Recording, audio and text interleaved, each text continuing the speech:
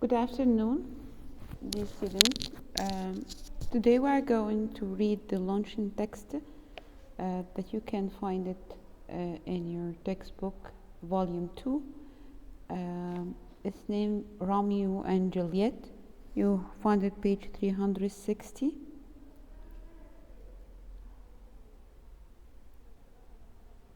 This one.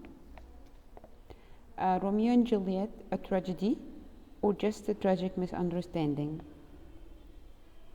Actually, this text is an argumentative text where the author states and defends a position on the topic. We have studied this type of writing before in Unit 3. So I'm just to remind you with this. Okay, let's read it and highlighted the new words that you're supposed to study during this lesson. The main characters of William Shakespeare's Romeo and Juliet have long inspired audiences' pity. It means that it has inspired the audience's passion. The audience's passions or feeling that they want to share the same feeling with them, feeling pity. For hundreds of years, people have watched as the two characters meet, fall in love, and both heartbroken take their last breath. While the play's ending is tragic, the famous lovers' deaths are the result of their own impulsive decision. The word impulsive means they make an impulsive decision, so they didn't think a lot. It means that it was a reckless decision. It was emotional one. They rush in taking this decision. So we can write it reckless, or it means emotional. Because even emotional decision, you take it without thinking too much in it. Romeo and Juliet were not destined to die in each other's arms. The word destined, they were not destined to it means that they were not, it like exactly when you say that you have met one of your friends by coincidence, so it wasn't destined to meet them. It means that it wasn't planned, it wasn't prepared, it wasn't intended. So we say that destined means prepared, or it means intended.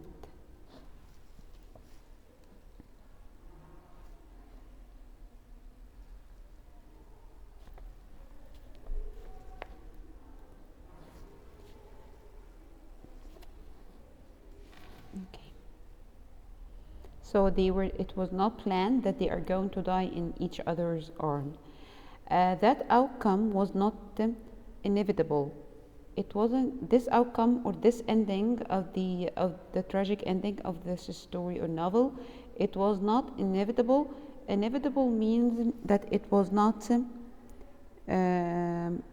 unavoidable. They couldn't avoid this thing. They couldn't do anything with it. It was out of their hand. It was something certain to happen. So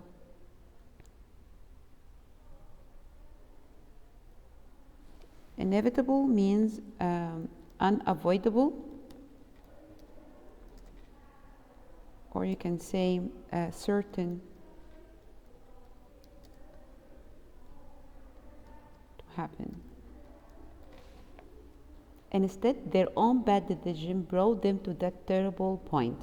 This is the conflict here. This is the claim that their tragic ending, was it destined or not?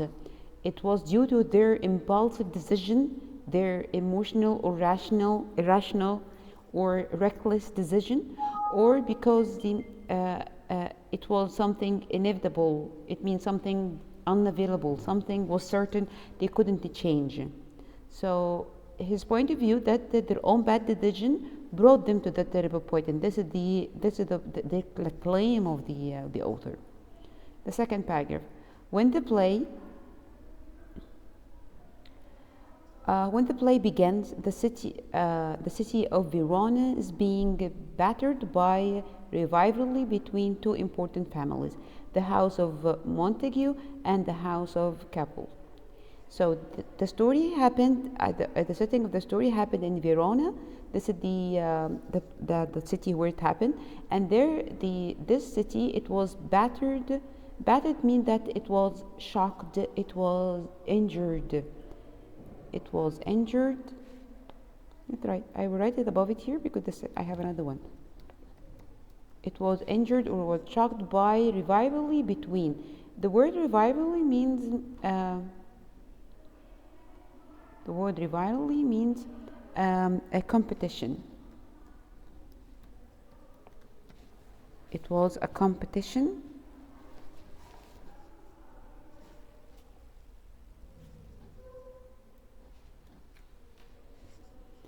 between two important families, House of Montague and the House of Capel. Swordmen from both families hurl insults at one another and fight in the streets.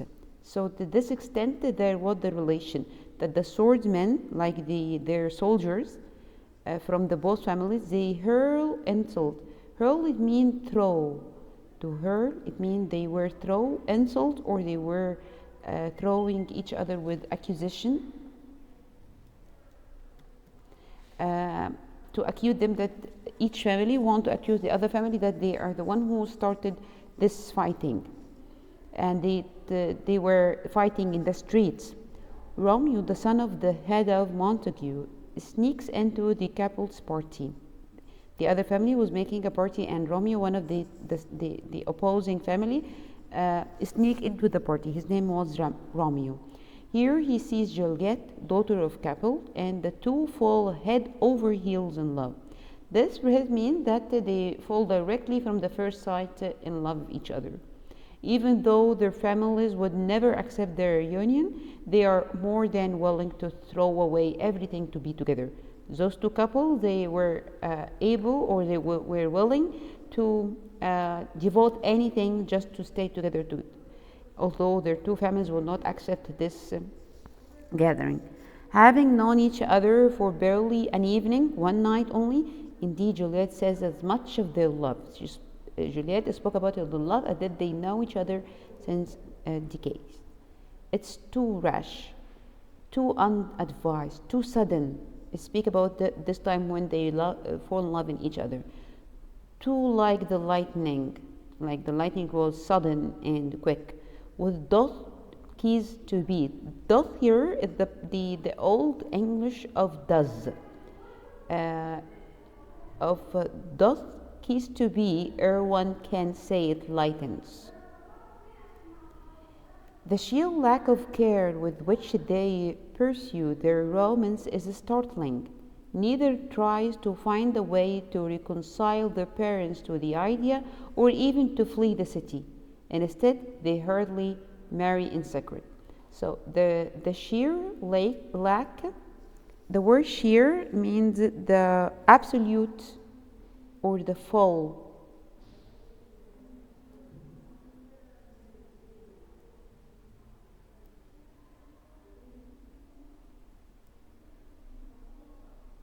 Means the absolute, or it means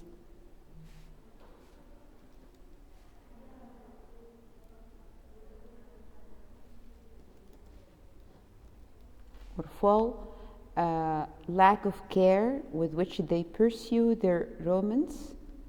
Pursue, it means follow or track.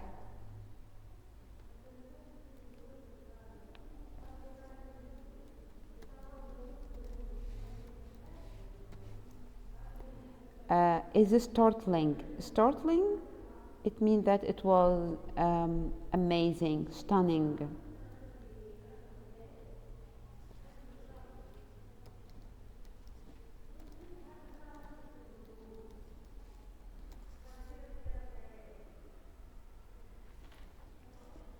Okay. Neither tries. They didn't do two things. They didn't find a way to reconcile their parents to the idea. The word reconcile, to reconcile, it means to make up things. It means that when two people are apart from each other, so you want to reconcile them, it means that you want to make up them. It means that you want to delete any misunderstanding between them. Or even to flee the city. Flee, it means to escape.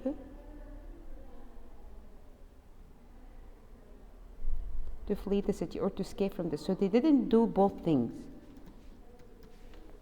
Neither they tries to find a way to reconcile or even to flee the city. But what did they do? They hurriedly marry in secret. So they married each other in secret. Hurriedly means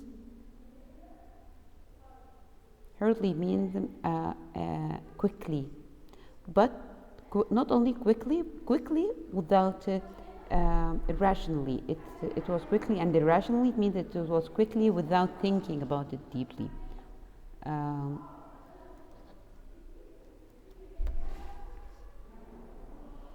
As the play continues, so now they are married but in secret. As the play continues, the drama of poor judgment unfolds. Now, when the incident or the events of the drama continue, its real poor judgment or drama has been unfolded. Means it has been revealed. What happened?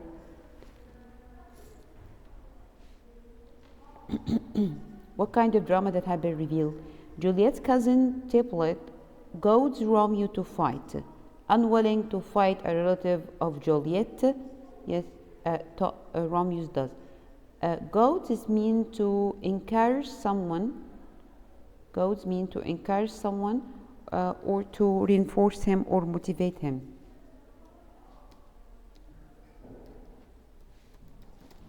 Encourage or motivate.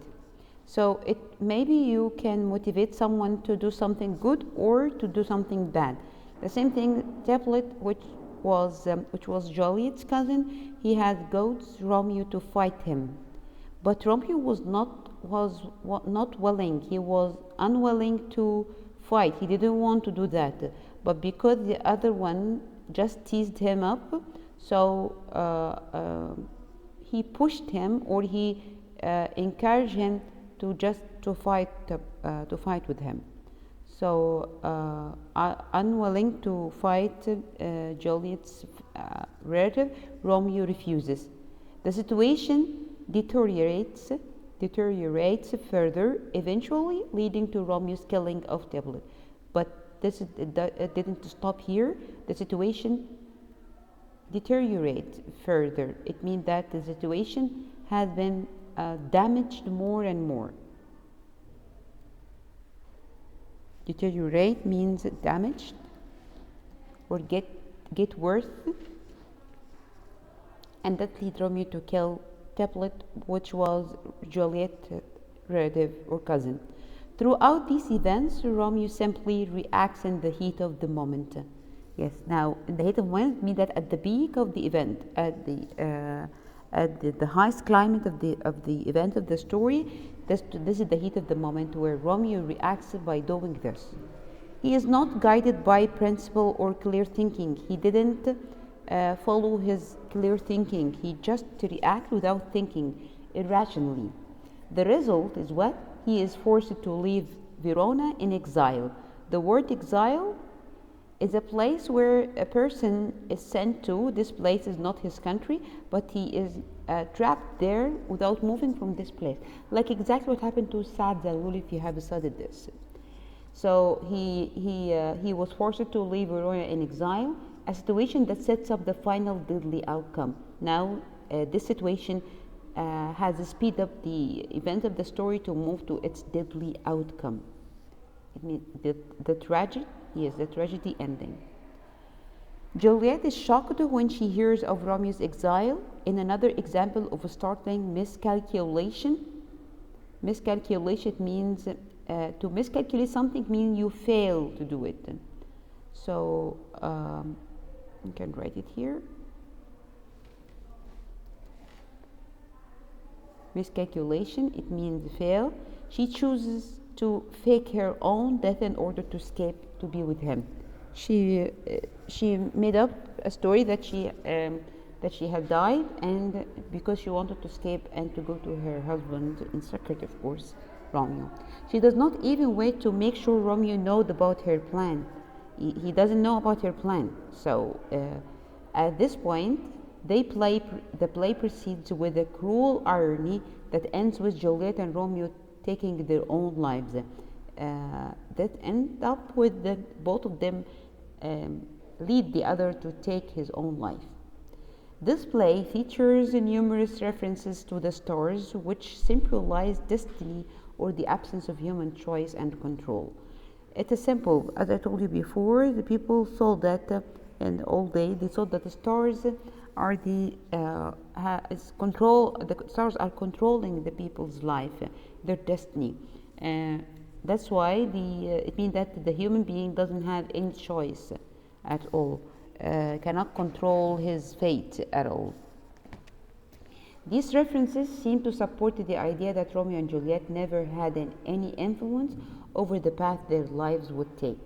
They didn't have any choice to change the life. It's inevitable. It means that it's certain. They were destined to meet and destined to die.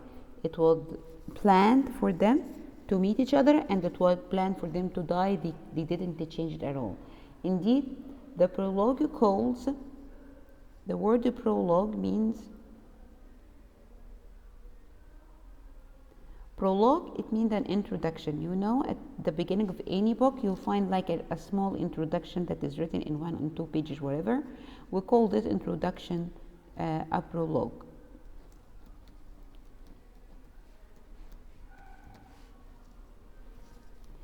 The prologue calls the two leads star-crossed lovers.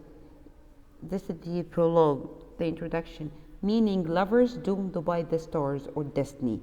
Romeo suggests as much before he goes to the party where he first meets Juliet.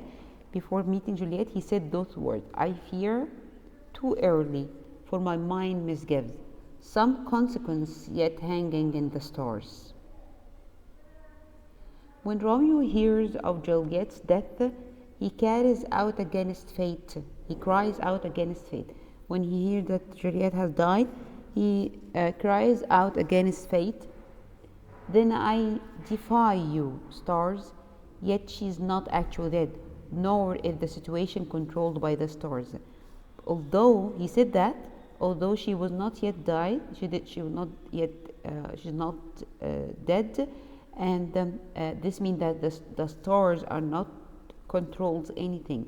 The word defy, it means that resist or reject.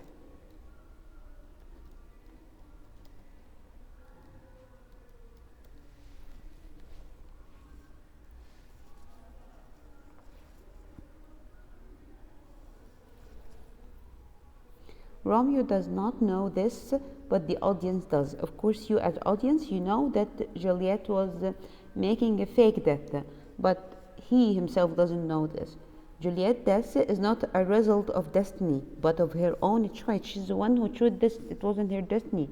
Despite some instance of pure ill fortune, most of the tragic events are the result of Romeo and Juliet's youthful decision and haste.